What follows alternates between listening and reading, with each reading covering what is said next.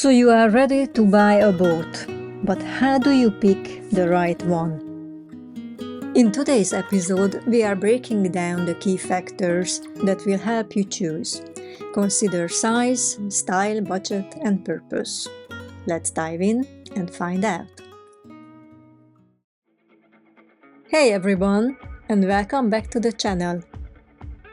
Welcome aboard Seagull, or trusty sailing catamaran, where every day is a new journey waiting to unfold.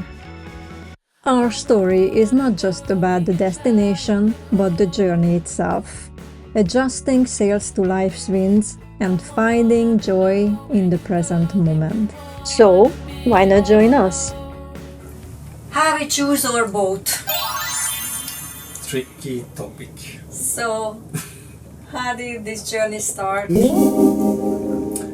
Yeah, it started actively 2009. That's where we started benchmarking the boat industry. As I knew it, it was from the 80s. I was a Navy officer, it ended like that, after being born on the beach, as I always say, Baltic Sea coastal city. Everything that could float or could sail, I was on, of course, there was nothing else to do. So you started to learn sailing when you were young already? Yes, that was the only thing to do in my coastal city. And then I ended up as a navigation officer in the Navy, and then I started to study. I didn't want to have a boat. So for all those years I was working until 2009, when I understood that maybe there will be a retirement, and I thought that why not to live full-time on a sailing boat? That could be nice. So then I started 2009 to save money for this, because I didn't want to sell everything and just go. That was not my type. I'm a risk-averted person. I started to go to boat shows. And this boat came 2017. Boat shows were perfect for me. I went to Düsseldorf, where one of the biggest one is for Europe. Yes, most of the boats are by leasing today, at least in France. At one point you decided that you will buy a new boat instead of a used one. I visited several used ones, and as I think it's very important to sail boats that you're interested in, so go out there and sail as paying crew, whatever, right? That's a good experience. Catamarans, monohulls, whatever. But yes, used ones, everybody knows risk that you're taking. If I could afford to buy a new boat, I would of course do that. Yes. And then you also thought that maybe this would mean less maintenance, at least at the beginning in the first few years. No, that's true. I mean, you buy a new boat, you have an initial bigger cost, but you hope that you will at least get a bit less for maintenance. That is not really true. I think that we can conclude after 7 years now here that we have spent more money on maintenance than we thought, and specifically more time, I think. So either you buy new or used. Yeah. You will have to spend significant amount of money on maintenance, because there is always something which breaks or has to be replaced. So maybe you don't need to replace a full engine or something like this, right? That doesn't come up in a new boat. But I think the time to correct these things is important to notice. Why did you choose a catamaran over a monohull? Oh, $10,000 question, right? Yeah, I mean, I was experienced in monohull, always sailed monohulls, so of course, even when we went to a boat show together at Paris, we went and we visited the Garcia yachting there, because Cornell, it was in the time of Cornell. Oh, that was a fantastic yeah, it was really, really well designed, well built, aluminium boat. But we also visited a catamaran at the time. Yeah, for me, the livable space area and the comfort level was quite convincing. And I am not an expert sailor. I don't like to go down in a monohull. So in a catamaran, then when you are at the helm station, for example, in cases of rough seas, I can actually say that it makes a big difference for me.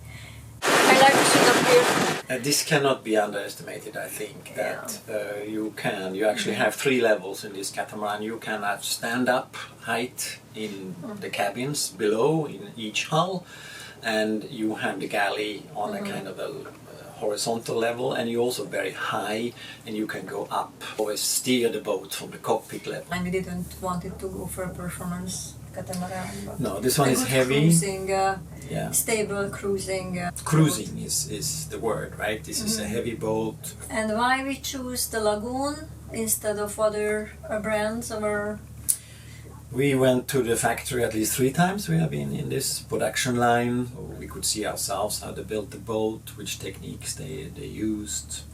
So we are the Yes. two of us, but we have a family, and then we also wanted to have privacy. Yes, you need to be able to close Door. your door behind you. I think this is one of my first criteria I put up for the boat, that there need to be space so everybody has a cabin and you can go in your cabin and close the door. And the galley is actually up Yeah. this level. Yeah. We don't have to go down when we want No. to prepare a meal. I really appreciate that. Yeah. And we chose the owner's version layout. One side of the boat, one hull is the owner's cabin, so it's a full cabin, and then in the other side other we side have is two we have cabins. 2 cabins, right? Yes. And we have 2 heads Yes. each 2 heads. side, Yeah. so everybody can have their own Yes. Yeah. shower and This- toilet. We should say also about competence, I think, that you need to feel competent to sail the size of the boat and what boat you are choosing, right? So this boat has keels under it, right? You can put this boat on a sandy beach if you need to, and no dagger boats actually. But I have a certificate for 12-meter boats, and I think this is important also to take into consideration. That's important also to answer how far you want to go. You want to sail offshore, or you just prefer coastal sailing? This catamaran is offshore certified, and it can sail around the world if we need, even though we never said so. And of course the practical side of buying a boat. How do we afford it? I think 10-year periods are good to work with budget-wise, I think. Yes, it's important to create a realistic budget. Don't forget to account for insurance, for example. Insurance cost can be significantly higher when we, for example, go over the Caribbean. So, and I think the topic that is most discussed on the pontoons in the marinas are insurances. Geographical areas. Colombia, ein bisschen Süden der Zehnliga. Also alles hier, nicht Panama, das ist ausgeschlossen, aber Colombia ist auch ausgeschlossen eigentlich, aber Costa Rica ist nicht. The risk taking that these companies they take into account is of course important, right? And here the size of the boat is of course influencing the insurance costs. Right? So after all the research trials and considerations, we choose the Lagoon 400. Would you buy it again? Yes. Sometimes we have to climb high above the deck to make sure the antenna's connection is fine. It is all about safety and then sharing a radio signals, critical communication while out on water. Auf Wiedersehen. Enjoy your season. Huh? Auf We're off. Wiedersehen. We're off. Auf Wiedersehen. Yeah. Yeah. We are definitely off. I hope. Au revoir. The boat hasn't started yet, so you don't know. We will say in the evening if you come back. Yeah, exactly. So I put it there. Bye Kerry, bye Sharako, bye Philippe. You in the Caribbean.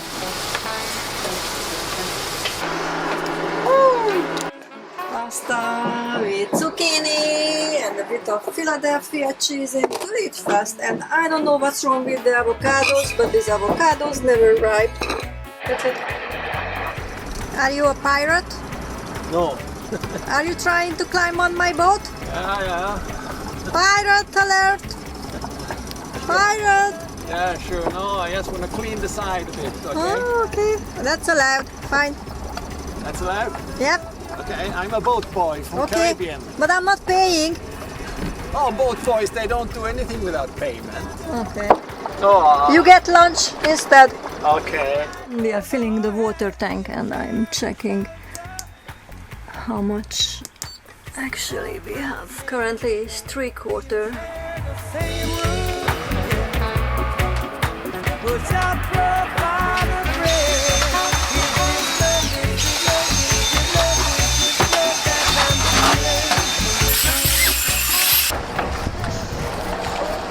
Ew, that's dirty. The deck. And under there too. Woohoo! Under the roof. It's the red sand from Africa. Pee. Okay, so I've done this. I'm not gonna done so much more. I can do this for so many hours.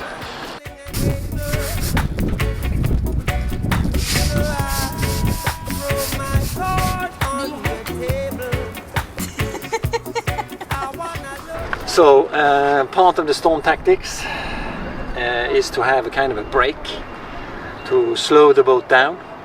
No sails, nothing. And one of the theories is that you have a long line with cones on, which opens up and slows down the boat. So in the end you have an anchor, a chain with an anchor in the bottom of the bag.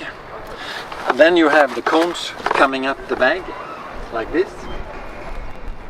You roll the bag afterwards. You put the bag with 3 buckles on the top. And in the end of the line, this is the end of the line, you have 2 bridles.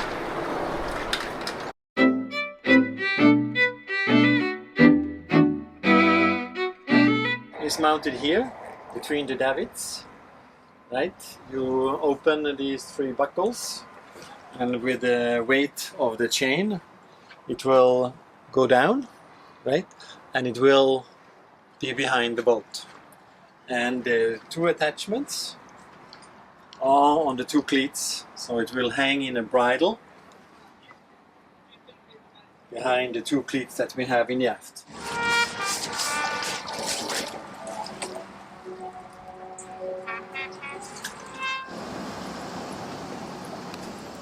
As the water is awful today, it's full of diesel and some kind of garbage. And the cruising ships are also, it's incredible that we don't even understand how is it possible still today.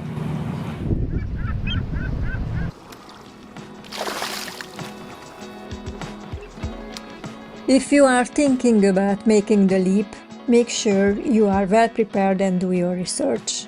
And if you are already living on a boat or dreaming of it, let us know in the comments what your biggest question is about this lifestyle. We would love to hear your thoughts.